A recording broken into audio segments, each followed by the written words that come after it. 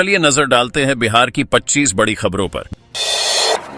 बिहार में प्रधानाध्यापकों पर होगा एक्शन। बिहार के सरकारी विद्यालयों के 222 प्रधानाध्यापकों पर कार्रवाई की गई है। यह कार्रवाई उनके द्वारा विद्यार्थियों के अपार कार्ड बनाने में धीमी गति को लेकर की गई है। इन प्रधानाध्यापकों के वेतन में 10% की कटौती का आदेश दिया गया है, जो दिसंबर माह में लागू होगा। सबसे अधिक प्रधानाध्यापकों की संख्या शेखपुरा प्रखंड में है। शिक्षकों ने इसे एक प्रताड़ित करने वाला कदम बताया है। 39 निजी विद्यालयों पर भी कार्रवाई की तलवार लटक रही है। इन विद्यालयों से भी जल्द काम शुरू करने को कहा गया है, अन्यथा यूडायस कोड बंद करने की चेतावनी दी गई है।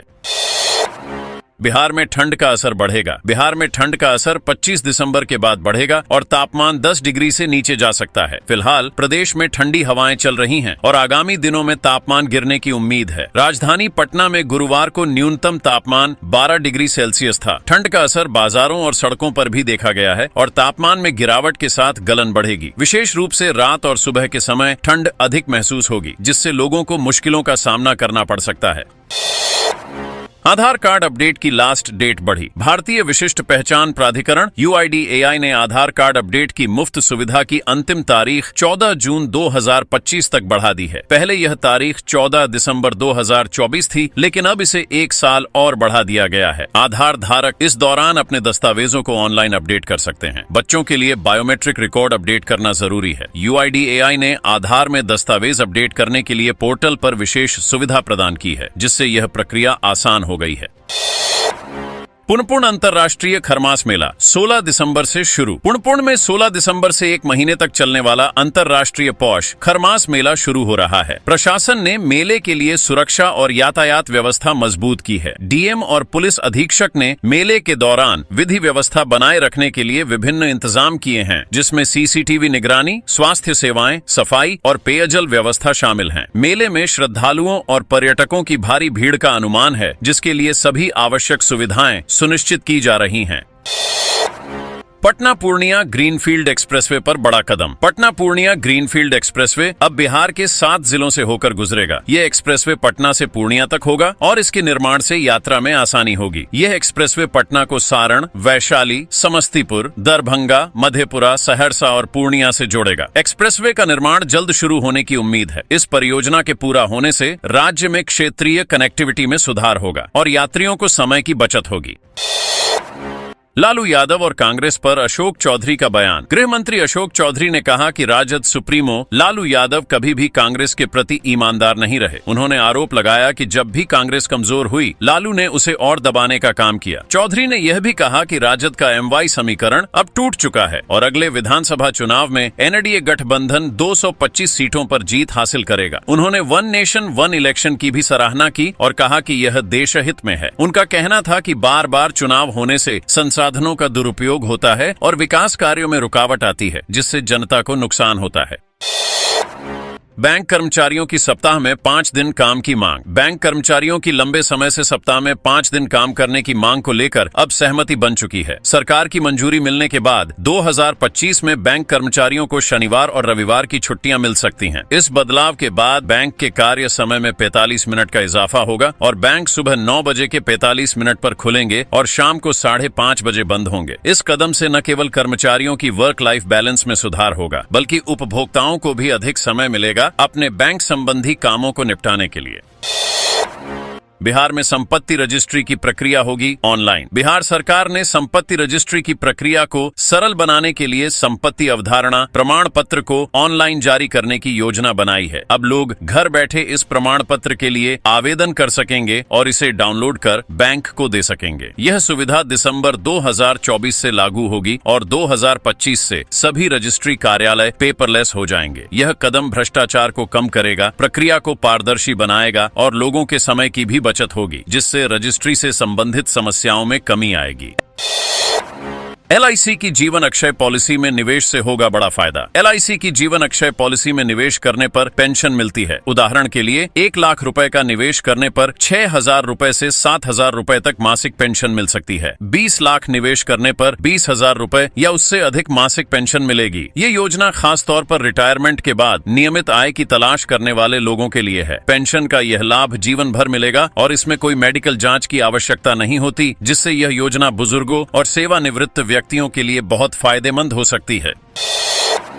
बिहार पुलिस में 25,000 से अधिक पदों पर सीधी भर्ती। बिहार पुलिस में करीब 30,000 पद रिक्त हैं, जिनमें से 25,000 से अधिक पद सीधी भर्ती के तहत भरे जाएंगे। इन पदों में सिपाही, दारोगा और अन्य विभिन्न पद शामिल हैं। भर्ती प्रक्रिया 2024 के अंत तक पूरी हो सकती है। सरकार ने भर्ती प्रक्रिया को तेज करने के लिए एक समयबद्ध योजना बनाई है, जिससे युवाओं को रोजगार के अधिक अवसर मिल सकेंगे और राज्य में कानून व्यवस्था बनाए रखने में मदद मिलेगी। आईएएस अधिकारियों के प्रमोशन की सूची जारी। बिहार सरकार ने 32 आईएएस अधिकारियों को प्रमोशन दिया है। इनमें विभिन्न जिलों के डीएम और एसडीओ शामिल हैं। इस प्रमोशन के तहत अधिकारियों को उच्च प्रशासनिक पदों पर नियुक्त किया गया है, जो 1 जनवरी 2025 से प्रभावी होगा। यह प्रमोशन प्रशासनिक कार्यों को और अधिक कुशल बनाने के लिए किया गया है, जिससे राज्य में शासन और विकास कार्यों को गति मिलेगी। इन अधिकारियों को अपनी जिम्मेदारियों का निर्वहन करते हुए जनता की सेवा में और सुधार लाने की उम्मीद है। पटना में वायु प्रदूषण से बढ़ सकती हैं बीमारियां। पटना में वायु प्रदूषण फिर से गंभीर हो गया है। गांधी मैदान में शनिवार को AQI 615 रिकॉर्ड किया गया, जो मानव स्वास्थ्य के लिए खतरनाक माना जाता है। इससे एलर्जी और सांस संबंधी समस्याएं बढ़ रही हैं। इसके अलावा शेखपुरा, दानापुर, तारामंडल और राजवंशी नगर जैसे क्षेत्रों में भी प्रदूषण का स्तर उच्च दर्जा पर रहा। जिला प्रशासन और पटना नगर निगम द्वारा प्रदूषण को नियंत्रित करने के लिए पानी का छिड़काव किया जा रहा है। निगम ने 20 टैंकरों से पानी छिड़कने की व्यवस्था की है। ठंड और शीतलहर के कारण लोग घरों से बाहर निकलने से बच रहे हैं। इसके कारण सड़क पर वाहनों की संख्या भी घट गई है। जमीन रजिस्ट्री प्रक्रिया में होगा बदलाव। पटना में 17 दिसंबर से रजिस्ट्री की प्रक्रिया बदलने जा रही है। अब ई रजिस्ट्री के माध्यम से जमीन, मकान और संस्थाओं का निबंधन होगा, जिससे फर्जीवाड़ा कम होगा और पारदर्शिता बढ़ेगी। सत्यापन के बाद स्टैंप शुल्क और निबंधन शुल्क की जानकारी दी जाएगी। इस नए सिस्टम के तहत खरीदी बिक्री से पहले दस्तावेजों का सत्यापन किया जाएगा और बायोमेट्रिक प्रक्रिया के साथ सत्यापन होगा। इससे समय की बचत होगी और निबंधन प्रक्रिया में गति आएगी। निबंधन कार्यालय का काम भी अब पहले से ज्यादा आसान हो जाएगा। आरबीआई ने सिबिल स्कोर के नए नियम किए जारी। भारतीय रिजर्व बैंक आरबीआई ने 1 जनवरी 2025 से लागू होने वाले नए नियमों की घोषणा की है। इनमें क्रेडिट स्कोर को हर 15 दिन में अपडेट किया जाएगा, जिससे उपभोक्ताओं को अपनी वित्तीय स्थिति में सुधार देखने को मिलेगा। इससे समय पर ऋण चुकाने और बिल भुगतान का सकारात्मक असर जल्द दिखेगा। साथ ही उपभोक्ताओं को हर साल मुफ्त में विस्तृत क्रेडिट रिपोर्ट मिल सकेगी और बैंकों को ऋण अस्वीकृति के कारण स्पष्ट रूप से बताने होंगे। यह कदम उपभोक्ताओं को सशक्त बनाएगा और वित्तीय पारदर्शिता को बढ़ाएगा। किसानों के लिए लोन सीमा बढ़ी। आरबीआई ने 1 जनवरी 2025 से किसानों के लिए बिना गारंटी वाले लोन की सीमा 1,60,000 रुपए से बढ़ाकर 2 लाख रुपए कर दी है। यह कदम छोटे और सीमांत किसानों को बढ़ती लागत और कृषि के लिए बेहतर वित्तीय सहायता देने के लिए उठाया गया है। इससे किसानों को आसानी से कृषि लोन और किसान क्रेडिट कार्ड KCC लोन मिल सकेगा। यह फैसला किसानों की वित्तीय स्थिति सुधारने में मदद करेगा और कृषि क्षेत्र में और सुधार की दिशा में एक अहम कदम होगा। एटीएम से पीएफ निकासी के लिए जारी होगा विशेष कार्ड। कर्मचारी भविष्य निधि संगठन EPFO ने अपने सदस्यों को एटीएम के जरिए प्रोविडेंट फंड PF का पैसा निकालने की सुविधा देने का ऐलान किया है। इसके लिए एक विशेष कार्ड जारी किया जाएगा, जिससे सदस्य सीधे एटीएम से अपना PF निकाल सकेंगे। यह सुविधा जनवरी 2025 से उपलब्ध होगी, जिससे PF के दावे की प्रक्रिया और तेज और सुविधाजनक होगी। इसके बाद सदस्यों को लंबी प्रतीक्षा अवधि से राहत मिलेगी और वे सीधे अपने खाते से पैसा निकाल सकेंगे। संस्कृत विद्यालय बंद, छात्रों का भविष्य अंधकार में। बिहार के छौड़ाही प्रखंड स्थित श्री धनिक लाल संस्कृत मध्य विद्यालय में सभी शिक्षक सेवानिवृत्त हो चुके हैं, जिसके कारण स्कूल बंद हो गया है। इससे नामांकित छात्रों का भविष्य अधर में लटक गया है और स्थानांतरण प्रमाण पत्र जैसी समस्याएं उत्पन्न हो रही हैं। विद्यालय में छात्रों की कमी को देखते हुए उन्हें अन्य सरकारी या निजी विद्यालयों में नामांकित किया गया है। इसके बावजूद पुराने छात्रों को जरूरी दस्तावेज भी नहीं मिल पा रहे हैं, जिससे उनका भविष्य और भी अनिश्चित हो गया है। बिहार में बड़ा रेल हादसा टला। भागलपुर के जमालपुर किऊल रेलखंड पर शनिवार को एक मालगाड़ी कपलिंग में खराबी के कारण दो हिस्सों में बंट गई। गनीमत रही कि ड्राइवर और गार्ड की सूझबूझ से कोई बड़ा हादसा नहीं हुआ और सभी ट्रेन सेवाएं सुरक्षित रहीं। इस घटना के बाद संबंधित ट्रैक पर ट्रेन सेवा को कुछ समय के लिए रोक दिया गया था। हालांकि इस घटना से किसी भी यात्री या मालवाहन को नुकसान नहीं हुआ और ट्रेनों का संचालन जल्दी ही सामान्य हो गया। बिहार शरीफ रेलवे स्टेशन का होगा नयापन। बिहार शरीफ रेलवे स्टेशन को अमृत भारत स्टेशन योजना के तहत आधुनिक सुविधाओं से लैस किया जा रहा है। यहाँ नए भवन, parking, escalator, foot over bridge और शौचालयों का निर्माण हो रहा है। विकास कार्य जून 2025 तक पूरा होने की उम्मीद है। इस योजना के अंतर्गत यात्रियों को बेहतर सुविधा, स्वच्छता, मुफ्त वाईफाई और दिव्यांग जनों के लिए विशेष इंतजाम प्रदान किए जाएंगे। साथ ही स्थानीय उत्पादों के कियोस्क और पर्यावरण अनुकूल समाधान भी लागू किए जाएंगे।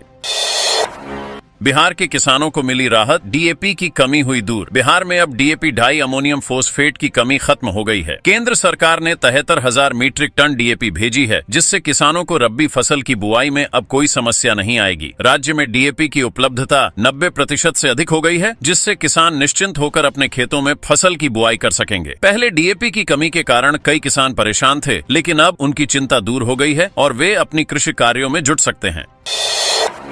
राजगीर खेल अकादमी में प्रशिक्षण की होगी शुरुआत। राजगीर में नवनिर्मित खेल अकादमी में दिसंबर के अंत से प्रशिक्षण शुरू होगा। इस अकादमी में एथलेटिक्स, कुश्ती और भारोत्तोलन के लिए कोच और खिलाड़ियों को सुविधाएं दी जाएंगी। यह अकादमी राज्य के खिलाड़ियों को राष्ट्रीय और अंतर्राष्ट्रीय स्तर पर प्रतिस्पर्धा के लिए तैयार करेगी। यहाँ खिलाड़ियों को आधुनिक सुविधाएं उपलब्ध कराई जाएंगी, जिससे वे अपनी खेल क्षमता को निखार सकेंगे और बिहार का नाम रोशन कर सकेंगे।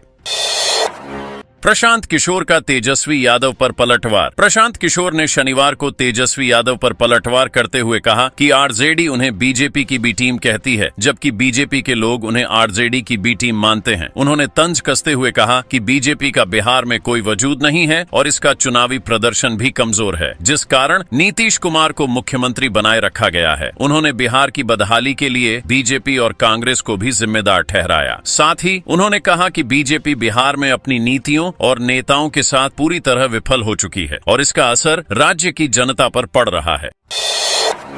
सीनियर सिटीजन्स के लिए सुपरहिट है पोस्ट ऑफिस की ये स्कीम। पोस्ट ऑफिस की सीनियर सिटीजन सेविंग स्कीम बुजुर्गों के लिए एक आकर्षक योजना है, जिसमें 8.2% ब्याज दर पर निवेश किया जा सकता है। यदि कोई व्यक्ति 30 लाख रुपए निवेश करता है तो उसे 5 साल में 1,30,000 रुपए का ब्याज मिलेगा और मैच्योरिटी के बाद उसे कुल 42,30,000 रुपए प्राप्त होंगे। यह स्कीम आयकर छूट के तहत भी आती है, जिससे बुजुर्गों को अच्छी वित्तीय सुरक्षा मिलती है। इसके अलावा यह योजना पूरी तरह से सुरक्षित और सरकारी गारंटी के तहत आती है, जो इसे एक भरोसेमंद निवेश विकल्प बनाती है।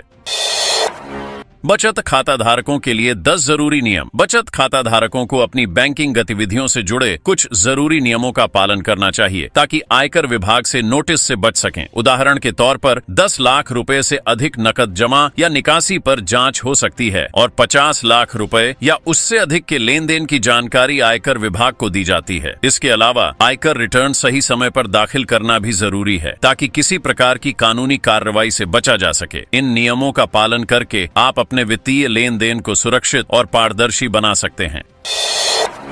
तेजस्वी यादव ने किया महिला कल्याण योजना का ऐलान। तेजस्वी यादव ने दरभंगा में ऐलान किया कि महागठबंधन की सरकार बनने पर महिलाओं को माई बहन मान योजना के तहत प्रतिमाह 2,500 रुपये दिए जाएंगे। उनका कहना था कि इस योजना से महिलाएं अपनी जरूरतें पूरी कर सकेंगी और समाज में उनका आर्थिक योगदान बढ़ेगा। तेजस्वी ने इस योजना को महिलाओं के उत्थान के लिए एक अहम कदम बताया और इसे समाज में सुधार लाने की दिशा में बड़ा योगदान बताया। इसके साथ ही उन्होंने बिहार सरकार की विफलताओं पर भी हमला किया और सुधार का वादा किया। बीसीए का बिहार रूरल लीग आयोजन। बिहार क्रिकेट एसोसिएशन बीसीए ग्रामीण क्रिकेट प्रतिभाओं को तलाशने के लिए बिहार रूरल लीग का आयोजन करेगा। इस लीग में 10,000 खिलाड़ियों का चयन होगा और यह लीग जनवरी 2025 में शुरू होगी। बीसीए का उद्देश्य ग्रामीण क्षेत्र के क्रिकेटरों को मुख्य धारा में लाना है और उन्हें बेहतर मौके देना है। इस लीग के जरिए इन खिलाड़ियों को आईपीएल जैसे बड़े मंच पर प्रदर्शन करने का मौका मिलेगा और उनकी कड़ी मेहनत को पहचान मिल सकेगी।